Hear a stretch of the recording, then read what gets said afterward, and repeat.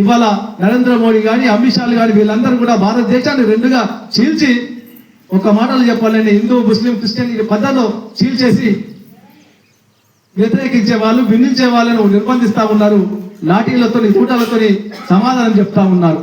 అడవిలో ఉన్నటువంటి ఆదివాసుల బిడ్డల్ని మీద దాడులు చేస్తా ఉన్నారు, చంపుతా ఉన్నారు. వాళ్ళకు మద్దతుగా ఉన్నటువంటి మావోయిస్టులను, కమ్యూనిస్టులను అందరినీ కూడా ఇవాళ నిర్బంధిస్తున్న స్థితి కనిపిస్తా ఉంది. ఒక దిక్కు దేశంలో పేదరికం పెరిగింది, నిరుద్యోగం పెరుగుతా ఉంది. ప్రభుత్వం చెప్పిన లెక్కల ప్రకారమే భారతదేశంలో 80 కోట్ల మందికి చౌక బియ్యం, కంట్రోల్ బియ్యం ఇస్తున్నామని, అంటే 140 కోట్లలో 80 కోట్ల మంది పేదోళ్ళు అని చెప్పి ప్రభుత్వం చెప్పుకుంటుంది. అదేవిధంగా ఈ దేశంలో మేడలెన్నో గట్టుతుంటే పేదవానికి ఉన్న నీడ నేలగూలి చెదురుతుంటే, ఇదే నా దేశం మారిన తీరు చూడవే పేదలా కలిపోరు, రాజ్యములో రాజకీయ జెండాలు తప్ప మరి ఏది మారలే, అడుగవే అమ్మా ఈ భారతదేశం వెలుగుతోందట, అడుగవే అమ్మా. ఇవాళ అందరూ అడగవలసిన అవసరం ఉన్నది. లేకపోతే కేవలం కొందరు మాత్రమే అడిగితే వాళ్ళ మీద ఒక ముద్ర వేసి, నక్సలైట్ అని ముద్ర వేసి, అర్బన్ నక్సలైట్ ముద్ర వేసి, తీవ్రవాదులను ముద్ర వేసి, దేశద్రోహులను ముద్ర వేసి జైల్లో పెట్టడము, చంపేయడం జరుగుతూ ఉన్నది. ఒక్కసారి మీరు అందరు గమనించండి. ఒక్కసారి మనం వెనుకపోతే అనేక కథలు చూసినప్పుడు కూడా ఒక చిన్న కథ మీకు చెప్తా ఉంటా. గత నెలలో కేరళలో, ఇదే నెలలో కేరళలో మాస్ లైన్ వైపు వెళ్దామని చెప్పి చర్చలు జరిపిన తర్వాత వాళ్ళు తిరిగి ఆ లైన్ కరెక్ట్ కాదు అని చెప్పి దాదాపు ఒక 15 రోజుల క్రితమే న్యూ డెమోక్రసీలో చేరుతున్నట్టు ప్రకటించారు. అట్లా త్రిపుర కానీ, అస్సాం కానీ, బీహార్ కానీ, వెస్ట్ బెంగాల్ కానీ, అదేవిధంగా తమిళనాడులో కార్మిక సంఘం, కర్ణాటకలో కార్మిక సంఘం, తమిళనాడులో దాదాపు ఒక 7 జిల్లాలు ఉన్నటువంటి ఎంఎల్ పార్టీ, అదేవిధంగా మహారాష్ట్రలో కూడా తను చెప్పినట్లు ఇవాళ వివిధ పాయాలుగా చెల్లిపోయి ఉన్నటువంటి అనేక మంది ఎంఎల్ పార్టీల్లో ఇవాళ న్యూ డెమోక్రసీ పార్టీ లైన్ ఏదైతే పందా ఉందో అది కరెక్ట్ అని చెప్పి భావించి చర్చలు జరిపి మనలో విలీనమవుతున్న స్థితి కనిపిస్తూ ఉంది. కాబట్టి ఈ విషయాన్ని కూడా మనం అందరం గమనంలో పెట్టుకోవాలి. ఎందుకంటే ఒక దిక్కు కార్మిక రంగ సమస్యలు, రైతు కూలీల సమస్యల మీద పోరాటం చేస్తూనే మొత్తం ఈ సమాజంలో సమూలమైన మార్పు రావాలంటే న్యూ డెమోక్రసీ పార్టీ జెండా కిందనే మనం పోవాలి అనేటువంటి ఒక వాతావరణం కలిగించేటట్లు మనమందరం కష్టపడి పనిచేయవలసినటువంటి బాధ్యత, కర్తవ్యం మన మీద ఉందని చెప్పి తెలియజేస్తూ, ఇప్పుడు అఖిల భారత రైతు కూలీ సంఘం నిజామాబాద్ సంభవించాయి. కాబట్టి ఈ యొక్క స్ఫూర్తితో మనం ఏ విధంగా పేద ప్రజలను ఐక్యం చేయాలి, కష్టజీవులను ఐక్యం చేసి ముందుకు ఏ విధంగా సాగాలనే విషయం మన భక్తులు మీకు వినిపిస్తారు. కాబట్టి అందరూ కూడా శ్రద్ధగా విని మళ్ళీ తిరిగి ముస్లింస్, క్రైస్తవులు వీళ్ళు ప్రధాన శత్రువులుగా భావిస్తుంది. కాబట్టి ఇవాళ ప్రజాస్వామిక సూత్రాలను కానీ, విలువల్ని కానీ బాధ చేస్తుంది, ప్రశ్నించేటువంటి గొంతుల్ని నిర్బంధిస్తుంది. ఇట్లా కుట్రలు చేస్తున్న సందర్భంలో 100 ఏళ్ల స్ఫూర్తి సభను మనం జరుపుకుంటా ఉన్నాం. చెప్పిన లెక్కల ప్రకారమే భారతదేశంలో 80 కోట్ల మందికి చౌక బియ్యం, కంట్రోల్ బియ్యం ఇస్తున్నామని, అంటే 140 కోట్లలో 80 కోట్ల మంది పేదోళ్ళు అని చెప్పి ప్రభుత్వం నరేంద్ర మోడీ కానీ, అమిత్ షా కానీ వీళ్ళందరూ కూడా భారతదేశాన్ని రెండుగా చీల్చి, ఒక మాటలు చెప్పాలని హిందూ ముస్లిం క్రిస్టియన్ మతంలో చీల్చేసి పనిచేసినటువంటి సందర్భంలో భూ పోరాట ఉద్యమాలు వచ్చిన నేపథ్యంలోనే ఆనాడున్నటువంటి కాంగ్రెస్ పార్టీ ఈ భూ సంస్కరణ చట్టాన్ని తీసుకొచ్చింది ఈ దేశంలో. కమ్యూనిస్ట్ పోరాటం అంతా కూడా భూమి సమస్య కొరకు చాలా సుదీర్ఘంగా పోరాడింది. దున్నేవారికే భూమి అనేది ఆ భూమి పోరాటంలో వచ్చినటువంటి స్థితిని మనం గమనిస్తాం. అందుకే గ్రామీణ ప్రాంత ప్రజలందరూ కూడా భూమిలో లయం చేసుకుని పుట్లు పండించి ఇలా ఆ కుటుంబాన్ని పోషించుకోవడమే కాకుండా సమాజానికి తిండివేటటువంటి రైతాంగం అంతా కూడా ఇలా భూముల కోసం పరితపిస్తున్నటువంటి వ్యవస్థలో మనం ఉన్నాం. అందుకే దున్నేవాడికే భూమి నినాదం అనేది కమ్యూనిస్ట్ పార్టీ వచ్చిన తర్వాత ఇప్పటికే చాలా సుదీర్ఘంగా కమ్యూనిస్ట్ పార్టీ ఏర్పడిన తర్వాత 100 ఏళ్ల కాలంలో జరిగినటువంటి అనేకమైనటువంటి విషయాల మీద సుదీర్ఘమైనటువంటి విషయాన్ని నరేంద్ర మోడీ అమిత్ షాలు మతోన్మాదానికి వ్యతిరేకంగా, అదేవిధంగా దేశంలో ఉన్నటువంటి కార్మిక రంగ సమస్యలు, రైతు రంగ సమస్యలు, విద్యార్థి యువజన రంగ సమస్యల పరిష్కారం కోసం ఉద్యమించవలసిన అవసరం ఉన్నది.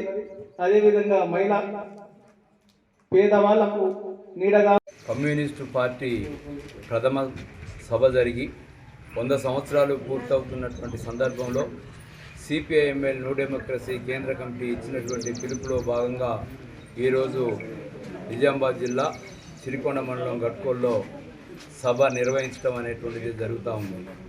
ఈ 100 సంవత్సరాల కాలంలో కమ్యూనిస్టులు అనేక విజయాల్ని సాధించినటువంటి పరిస్థితి ఉంది.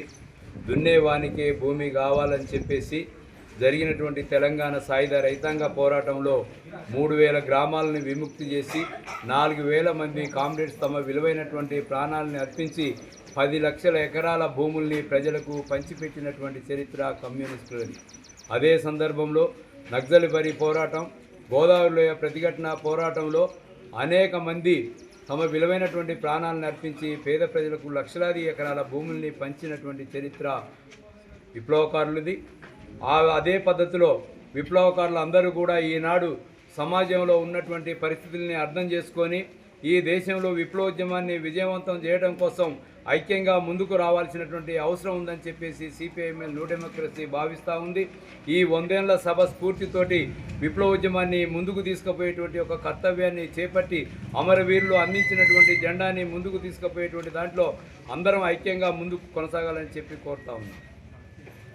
దళిత వాడలు వెలివేయబడినటువంటి పరిస్థితి, దళితులు ఇతర కులాల ఇళ్ల ముందుకు వస్తే పసుపు నీళ్లు జల్లుకున్నటువంటి రోజులవి, జీతానికి పోకపోతే జీతగాళ్ళని కట్టేసి కొట్టినటువంటి రోజులవి, జీతగాళ్ళని ఎడ్లని అరకలుగా కట్టి వ్యవసాయం చేసినటువంటి రోజులవి. సినిమాలలో చూపించినట్టు ఒకటా రెండా ఎన్ని దుర్మార్గాలు ఆ రోజుల్లో జరుగుతున్నటువంటి సందర్భంలో కమ్యూనిస్టుల నాయకత్వంలో విరోచితంగా పోరాడినటువంటి సందర్భంలో 3000 గ్రామాలని విముక్తి చేసుకోవడం అనేటువంటి జరిగింది. 3000 గ్రామాలలో ఎర్ర జెండాలు ఎగిరాయి. ఆ సందర్భంలోనే సుమారు 4000 మంది కామ్రేడ్స్ తమ విలువైనటువంటి ప్రాణాలని అర్పించినటువంటి చరిత్ర తెలంగాణ సాయుధ పోరాటానికి ఉన్నది. ఈ పోరాటాన్ని ఆనాటి కమ్యూనిస్టు పార్టీ తెలంగాణ ప్రాంతంలో జరుగుతున్నటువంటి సాయుధ పోరాటాన్ని విరమించాలని చెప్పేసి 1951లో విరమించడం అనేటువంటిది జరిగింది. దీనితోటి 1952లో వచ్చినటువంటి ఎన్నికలలో కమ్యూనిస్టులు పోటీ చేశారు. హైదరాబాద్ సంస్థానంలో 173 స్థానాలుంటే తెలంగాణ ప్రాంతంలో ఉన్నటువంటి 25 నుంచి 40 వరకు ఒక దశను కనుక మనం పరిశీలిస్తే ఆనాడు ప్రజలందరూ కూడా కమ్యూనిస్టులని హక్కున చేర్చుకున్నటువంటి పరిస్థితి ఉంది. కమ్యూనిస్టుల పిలుపులతోటి అనేక పోరాటాలు నిర్వహించినటువంటి పరిస్థితి ఉంది.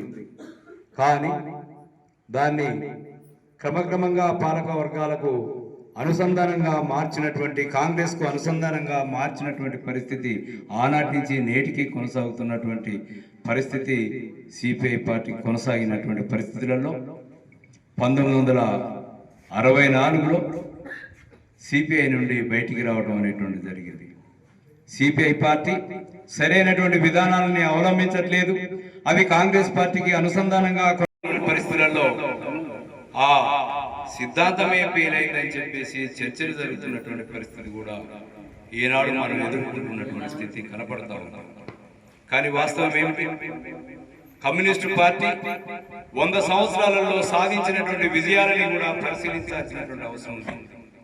లేదు, ఈ 100 సంవత్సరాల కాలంలో కమ్యూనిస్టు పార్టీ ఎట్లాంటి అతివాద మితవాద చర్యల్ని ఎదుర్కొన్నది, ఎట్లాంటి ఇబ్బందికరమైనటువంటి పరిస్థితులను ఎదుర్కొంది, ఏ సందర్భంలో సరైనటువంటి పాత్రని పోషించకపోవడం వల్ల సరైనటువంటి ఫలితాలని కమ్యూనిస్టు పార్టీ సాధించలేకపోయింది అనేటువంటి విషయాల్ని కూడా కమ్యూనిస్టు పార్టీ కార్యకర్తలుగా, శ్రేణులుగా, నాయకులుగా మనం ఈ విషయాల్ని అర్థం చేసుకోవాల్సినటువంటి అవసరం ఉంది. కమ్యూనిస్టు పార్టీ ఏర్పడిన సందర్భంలోనే, నిర్బంధం వచ్చినటువంటి సందర్భంలో ఆనాడు భారత కమ్యూనిస్టు పార్టీగా కొనసాగుతున్నటువంటి మనం నిర్బంధాన్ని అధిగమించడానికి లేదా తప్పుకోవడానికి ఆనాడే పార్టీలో ఉన్నటువంటి ప్రధానమైనటువంటి నాయకత్వం కాంగ్రెస్ పార్టీలో చేరి మన కార్యక్రమాన్ని కొనసాగిస్తే బాగుంటుందేమో అని చెప్పేసి ప్రారంభంలో ఒక తప్పుడు ఆలోచనని, తప్పుడు బంధాన్ని తీసుకొచ్చినటువంటి ఒక స్థితి మన కళ్ళ ముందు కనపడతా ఉంటుంది. ఆ భావనతో ఉన్నటువంటి నాయకత్వం కాంగ్రెస్ పార్టీకి అనుసంధానంగానే ఎక్కువ కొనసాగినటువంటి పరిస్థితి కూడా కనపడతా ఉంటుంది. అదే సందర్భంలో బయలుదేరి వస్తున్నటువంటి సందర్భంలోనే మొదటిసారి కమ్యూనిస్టు భావాలతోటి భారతదేశానికి వస్తున్నటువంటి యువకులు ఒక ఓడని వేసుకొని వస్తున్నటువంటి సందర్భంలో దాన్ని బ్రిటిష్ సైన్యం చుట్టుముట్టి అందులో కొంతమందిని అరెస్ట్ చేసి కొంతమందిని కాల్చివేసినటువంటి పరిస్థితి ఉన్నది. మొదటిసారి కమ్యూనిస్టు భావాలతోటి ఏర్పడుతున్నటువంటి పార్టీని 1914లోనే అనేక మందిని కాల్చివేసింది, కొంతమందికి ఉరి శిక్షలు వేసింది. మొదటిసారి ఆ ఉరి శిక్షకు గురైనటువంటి హర్దార్ సింగ్, నేను నా దేశం కోసం ఉరికంబాన్ని ఎక్కుతున్నాను, నా దేశం కోసం నా ప్రాణాలని అర్పిస్తున్నాను, నాకు మరో జన్మ అంటూ ఉంటే లేదు, ఇంకో జన్మ అంటూ ఉంటే ఎన్ని జన్మలున్నా సరే ఈ దేశం కోసం పోరాడుతూనే ఉంటాను, ఈ పేద ప్రజల కోసం పోరాడుతూనే ఉంటాను, నా ప్రాణాన్ని ఎన్నిసార్లు ఈ దేశ ప్రజల కోసం అర్పిస్తా అని చెప్పేసి ఆనాడే ఉరికంబం ఎక్కేటువంటి సందర్భంలోనే తను పిలుపు ఇవ్వడం అనేటువంటి జరిగింది. ఆ సందర్భంలో 1914-15లో తీవ్రమైనటువంటి నిర్బంధానికి గురైనటువంటి గదర్ పార్టీ తీవ్ర నిర్బంధంతో అది కనుమరుగైనటువంటి పరిస్థితి. తర్వాత కమ్యూనిస్ట్ పార్టీ ఈ దేశంలో ఉన్నటువంటి దాదాపు 300 మందితోటి సభ జరుపుకొని కమ్యూనిస్ట్ పార్టీని ఏర్పాటు చేసింది. మిత్రులారా, రష్యాలో 20 ఒక భాగం. దానికంటే ముందే 1920లో తాస్కట్లో కమ్యూనిస్ట్ పార్టీ ఏర్పడింది అనేటువంటిది ఒక చర్చ కూడా ఉన్నది. కమ్యూనిస్ట్ పార్టీ పుట్టుక అనేటువంటి దాని మీదనే 2 రకాల చర్చలు అనేటువంటిది ఉన్నాయి. సరే, దాని కొనసాగింపుగానే 1920 కొనసాగింపుగానే 1925 కమ్యూనిస్టు పార్టీ ఏర్పడినప్పటికీ ఈ ఏర్పడినటువంటి 100 సంవత్సరాల పరిణామ క్రమాన్ని ఒక 3 భాగాలుగా మనం విశ్లేషించి చూసినప్పుడు అది 1920-25 నుంచి 1964 దాకా ఒక భాగంగా, 1964-1968ని మరో భాగంగా, 1969 నుండి 2025 వరకు మరో భాగంగా ఈ పోరాట రూపాన్ని చూడవలసినటువంటి అవసరం అనేటువంటిది ఉన్నది. కమ్యూనిస్టు పార్టీ ఏర్పాటు కంటే ముందే దేశంలో ఉన్నటువంటి యువకులు, ఆనాటికి బ్రిటిష్ సామ్రాజ్యవాదం ఈ దేశాన్ని పరిపాలిస్తున్నటువంటి సందర్భంలో సంవత్సరాలు పూర్తయిన సందర్భంగా సిపిఐఎంఎల్ న్యూ డెమోక్రసీ కేంద్ర కమిటీ ఇచ్చినటువంటి పిలుపులో భాగంగా ఈనాడు నిజామాబాద్ జిల్లాలో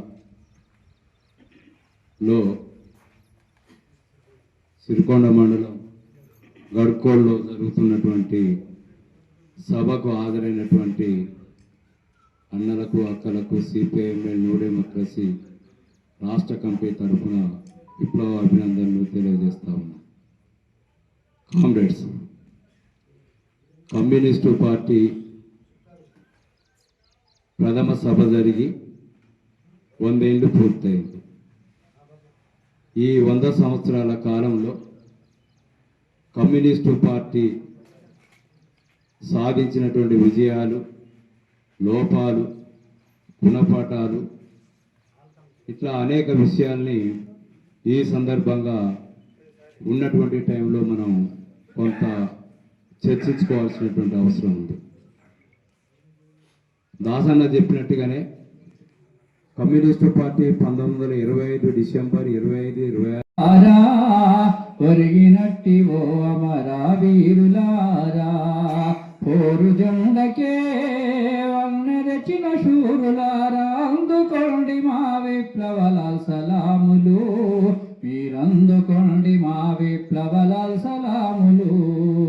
మీ త్యాగాల పల్లకిని మోసెబోయిలం, మీ ఆశయాల ఎర్ర జెండ మేము పట్టెదం, మా కొన్నెత్తురు చమురుగా పోసుకొని, మీ ఆశయాల ఎర్ర జెండ మేము ఎత్తుతాము, మీ ఆశయాల ఎర్ర జెండ మేము ఎత్తుతాము. అరుణ బాటలో అరుణ బాట నీడలో ఒరిగినట్టి ఓ అమరా వీరులారా, ఒరిగినట్టి ఓ అమరా వీరులారా.